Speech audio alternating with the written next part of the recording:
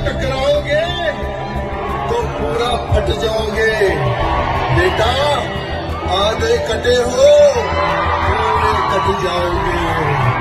मेरा एक ही संकल्प होगा,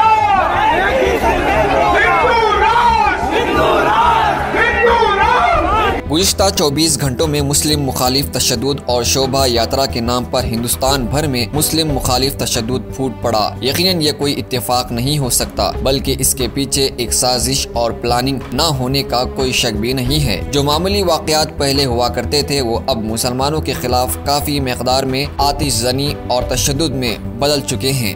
हैदराबाद में रामनवमी शोभा यात्रा के दौरान बीजेपी के suspend MLA T Raja Singh और इनके हामियों ने हिंदुस्तान को हिंदू राष्ट्र बनाने का हल्फ लिया।